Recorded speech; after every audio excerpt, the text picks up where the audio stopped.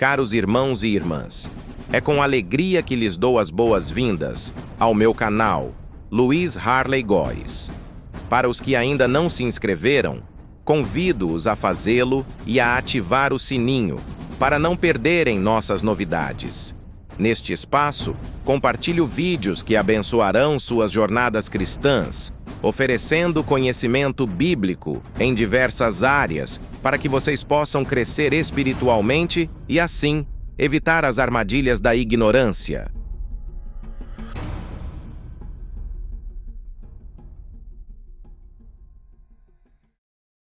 Capítulo 13. A carne, uma prisão do mal. A carne. A carne configura um sistema estruturado do mal. Essa estrutura se manifesta através da iniquidade, que, por sua vez, encontra sua origem em Lúcifer, o anjo caído que se rebelou contra Deus. A iniquidade, como já vimos, presente desde a queda do homem no jardim do Éden, permeia a natureza humana, inclinando-a para o pecado e afastando-a da santidade de Deus. Perfeito eras nos teus caminhos, desde o dia em que foste criado, até que se achou iniquidade em ti. Ezequiel capítulo 28, versículo 15. Versão: Almeida Revista e Atualizada.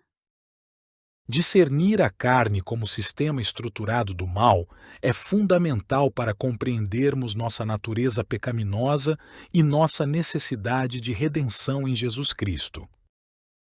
A iniquidade age como uma prisão, aprisionando-nos em um ciclo de pecado e sofrimento. Através da tentação, do engano e da manipulação, a iniquidade nos afasta da verdade e nos aprisiona em um mundo de ilusões e falsas promessas. Ela nos desvia da vontade de Deus, levando-nos a tomar decisões contrárias aos seus princípios e ensinamentos. Através da transgressão e da desobediência, a iniquidade nos torna incapazes de alcançar a redenção e a vida eterna prometida por Deus.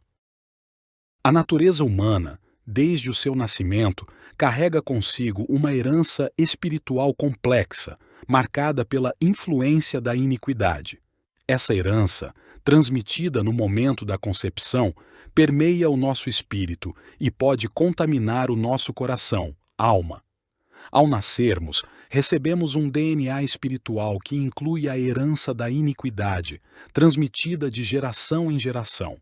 Essa herança, enraizada em Lúcifer e na sua rebelião contra Deus, se manifesta como uma tendência natural ao pecado e à transgressão da lei moral divina. Satanás busca corromper o nosso coração e nos levar a agir de acordo com seus desejos malignos. Essa luta constante entre a carne e o espírito representa a batalha entre o bem e o mal que se trava dentro de cada um de nós. Jesus Cristo, o único capaz de nos libertar das garras da iniquidade e conduzir-nos à santidade e à plena comunhão com Deus. O livro dos Salmos oferece uma rica perspectiva sobre a natureza humana e sua relação com Deus. Entre os diversos temas abordados, destaca-se a questão da iniquidade, retratada como uma semente semeada pelo diabo desde o nosso nascimento. O Salmo 51 enfatiza como essa semente da iniquidade se manifesta na vida humana. Eis que em iniquidade fui formado, e em pecado me concebeu minha mãe. Salmo 51, versículo 5. Versão: Almeida Revista e Corrigida. Essa passagem revela a profunda influência da iniquidade desde o nosso nascimento, herdada através da transgressão de Adão e Eva no jardim do Éden.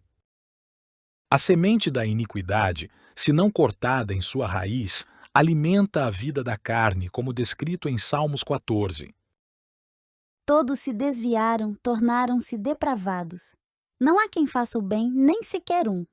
Salmos 14, versículo 3. Versão: Almeida Revista e Corrigida. A carne representa a natureza humana pecaminosa, inclinada ao mal e afastada da vontade de Deus. Essa natureza pecaminosa, alimentada pela semente da iniquidade, se manifesta através dos pensamentos, palavras e ações que se opõem aos princípios divinos. Como falado anteriormente, a natureza humana, desde o seu nascimento, carrega consigo a marca de duas sementes antagônicas, a divina e a diabólica. Essa dualidade, presente desde a criação do ser humano, se manifesta na constante batalha entre o bem e o mal, entre a vontade de Deus e as inclinações pecaminosas. A semente divina, presente no ser humano desde a sua criação, representa a influência do Espírito Santo e a potencialidade para o bem. Em contraposição, a semente diabólica, introduzida no ser humano através da transgressão de Adão e Eva no Jardim do Éden, representa a influência do pecado e da inclinação para o mal. Para alcançar a verdadeira santidade e viver de acordo com a vontade de Deus, é fundamental que a semente diabólica morra e perca o seu governo sobre o nosso ser. Ao renunciarmos às obras da carne e nos entregarmos à vontade de Deus, permitimos que a semente divina floresça em nossas vidas. Essa semente, nutrida pela oração, pela leitura da Bíblia e pela comunhão com outros crentes, nos conduz a uma vida transformada, livre da influência do pecado e alinhada com os princípios divinos. Quando permanecemos sob o governo da semente diabólica, estamos dependentes do nosso próprio modo de pensar e das nossas vontades, que muitas vezes nos afastam da vontade de Deus. Essa dependência da mente carnal nos leva a tomar decisões contrárias aos princípios divinos e nos afasta da verdadeira felicidade e realização. Em contrapartida, caminhar naquilo que são os pensamentos de Deus e a sua boa, agradável e perfeita vontade significa estarmos sob o governo da semente divina.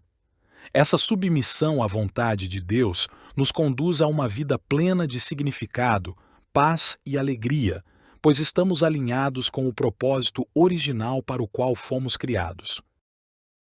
Porque os meus pensamentos não são os vossos pensamentos, nem os vossos caminhos, os meus caminhos, diz o Senhor. Porque assim como os céus são mais altos do que a terra, assim são os meus caminhos mais altos do que os vossos caminhos, e os meus pensamentos mais altos do que os vossos pensamentos. Isaías capítulo 55, versículos 8 e 9. Versão Almeida Revista e Corrigida.